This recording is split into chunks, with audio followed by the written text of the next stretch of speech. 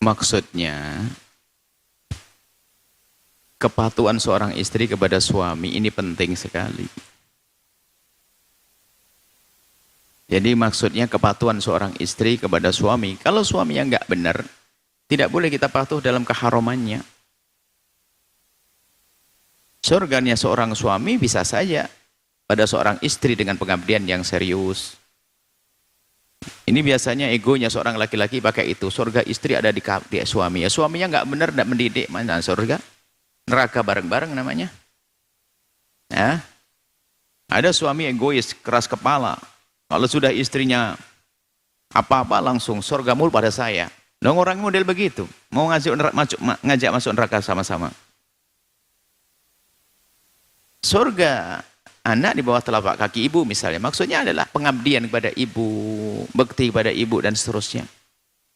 Nah kalau suaminya tidak sholat dan sebagainya, sama surganya seorang istri ada pada suami, yaitu diajari sholat, dibimbing biar mau sholat.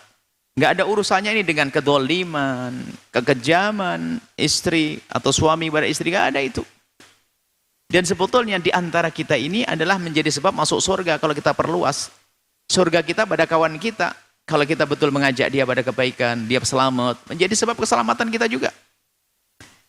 Kadang sebagian ungkapan itu dijadi alat kesombongan. Ini kesombongan seorang suami. Surga istri itu adalah ngikut suami. Nah kan jangan macam-macam kamu istri. Makanya kita menemukan seorang istri didolimi. Sampai urusan cerai sudah suami benar. Akhirnya istrinya minta cerai, minta pisah. Kenapa? Abghadul halal ilallah at-talaq. Ini halal, tolak paling dibenci oleh Allah. Nah kalau hari ini menjadi tidak dibenci kalau modelnya suaminya begitu dolim terus. Karena bisa lebih bagus bercerai daripada suami dolim, dosa terus. Jadi ada kedoliman. Sama seorang istri pun juga demikian. Seorang perempuan dengan kesombongan dalam dirinya, nggak mau diajak baik, itu adalah petaka. Jadi maksudnya di situ adalah hendaknya seorang wanita itu meningkatkan kualitas pengabdiannya kepada suami. Dan harus meyakini bahasanya disitulah kemuliaannya. Kalau bahasa tadi surganya, tentunya seorang suami juga sama dong. Surga kita di bawah istri. Bisa jadi inilah mengabdi kepada istri, berbuat baik pada istri, santun pada istri, kasih sayang pada istri.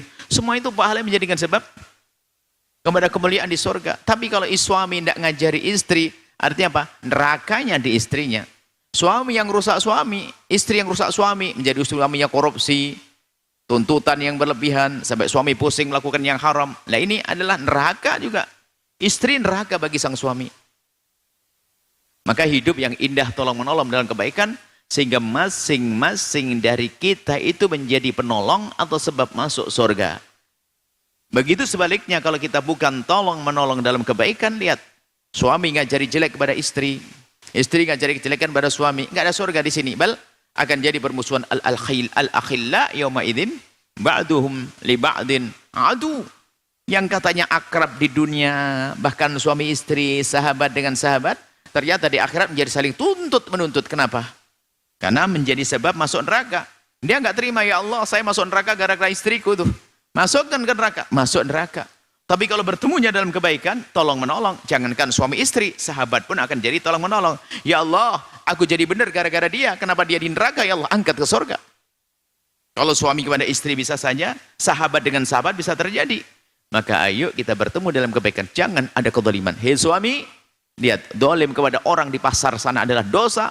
Dolim kepada istri adalah dosa gede. Hei istri, dolim kepada orang laki-laki di pasar sana adalah dosa.